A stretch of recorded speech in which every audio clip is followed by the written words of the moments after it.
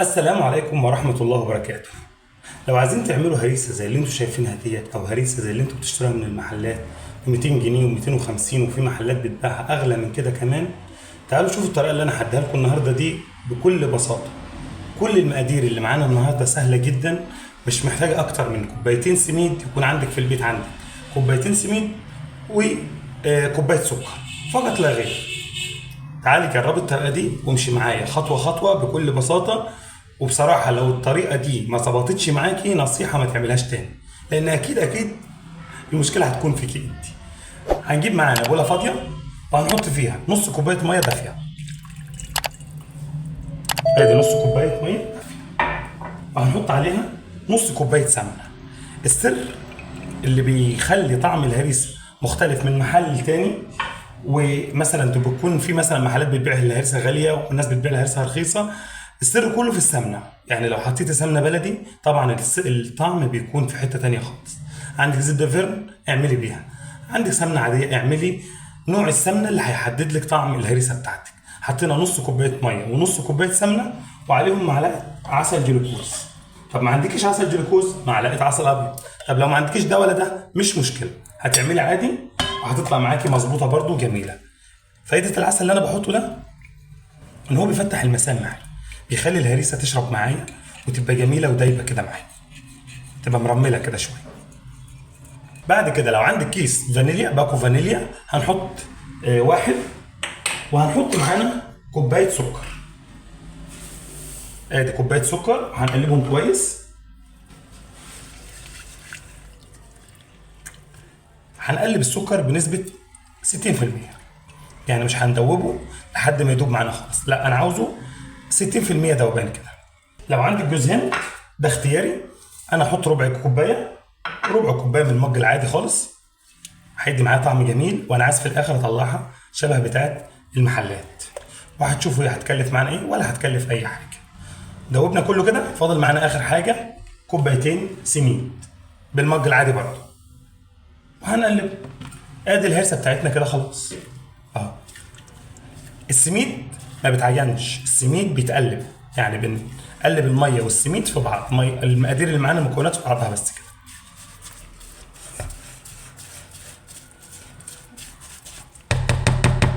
النبي عربي وانا هقلب بايديا عشان اخلي العجين بتاعي مظبوط.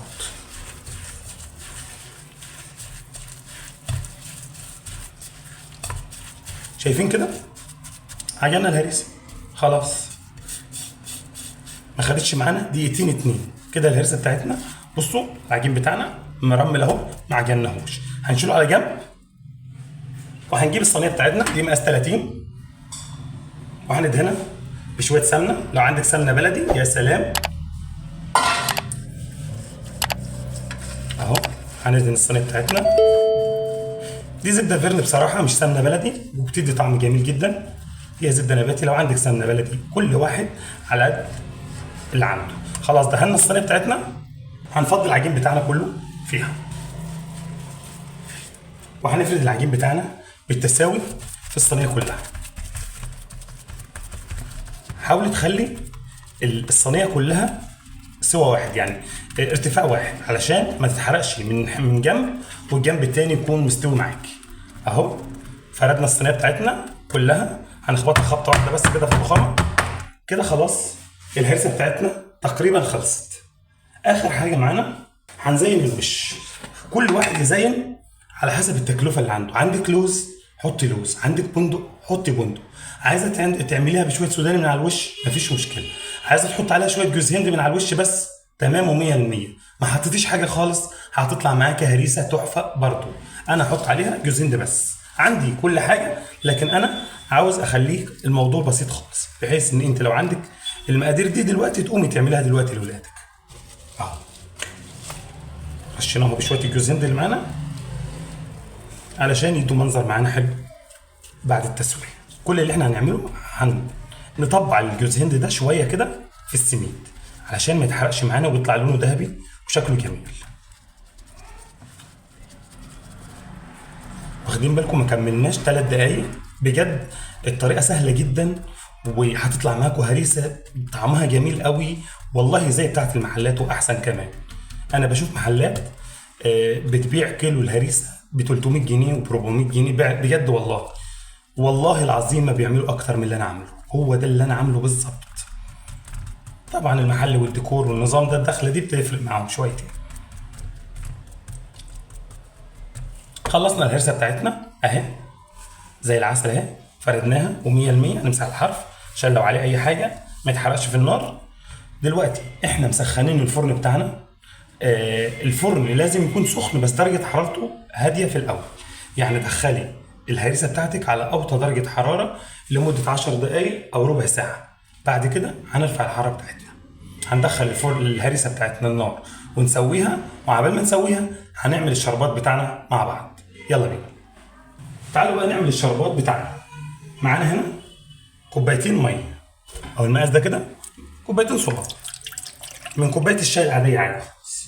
ادي كوبايه وادي التانيه، وعليهم كوبايتين سكر. هيتقلبوا كويس وهنحطهم يغلوا على النار. ودلوقتي العسل بتاعنا بعد ما غلي هنديله عصرة نص ليمونه وسنة فانيليا، وهنديله تقليبه ونسيبه يغلي كمان دقيقتين وهنطفي عليه. كده يا عسل الهرسه بتاعنا بقى جاهز و100%. ده شكل الهرسه بتاعتنا اول ما طلعت من الفرن. هنديها الشربات بتاعنا، هندي نص الكميه، نوزع نص الكميه اللي معانا او اكتر منها شويه، ونسيبها بقى نشوف لو هتبص تاني هنحطها اهو. هنسقيها بالراحه، خليها تشرب من كل الجهات كده. هنحط باقي الكميه اللي معانا، هتاخد الكميه اللي معانا كلها. شكلها جميل وطريقتها سهله وريحتها تهبل، ريحتها جميله جدا زي بتاعت المحلات واحسن كمان، وهتطلع معاكي طريه وجميله. ما رضيتش احط بندق ولوز على الوش، حبيت اخلي لكم الموضوع طبيعي بحيث ان لو واحده عايزه تعمل تلاقي ان الموضوع بسيط مش مستاهل تكاليف وتخاف تعملها. بصوا كده لو حطينا ايدينا طريه وشربت معانا العسل في نفس الوقت ماسكه نفسها، قوامها جميل جدا. هنسيبها تبرد شويه وهنفتحها، لان احنا لو فتحنا الهريسه وهي سخنه تتعجن معانا على طول. هنسيبها تبرد شويه وهنفتحها ونشوف شكلها عامل ازاي كمان شويه. شايفين شكل الهرسه بتاعتنا عامل ازاي؟ حاجه بسم الله ما شاء الله جميله قوي. بصوا كده هي لسه ما بردتش قوي. تعالوا نقطعها مع بعض.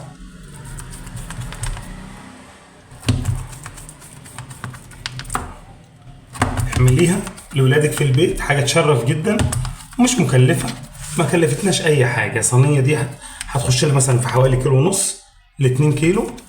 متهيألي ما صرفتش عليها حوالي 50 جنيه، ما صرفتش اصلا 20 جنيه، مش 50 جنيه ولا حاجه. واللي صرفت 30 40 جنيه عملنا حاجه حلوه لاولادنا في بيتنا بايدينا،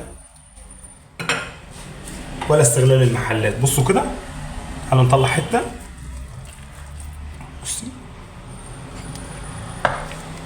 بصوا كده شايفين مستويه ازاي؟ جميله قوي ومرمله. بصوا من تحت مستويه كويس، لونها جميل.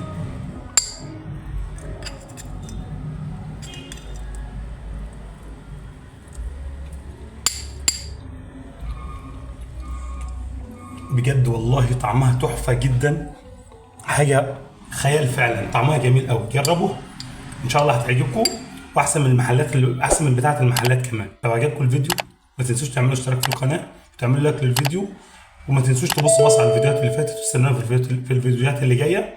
اشوفكم الفيديو اللي جاي. مع السلامه.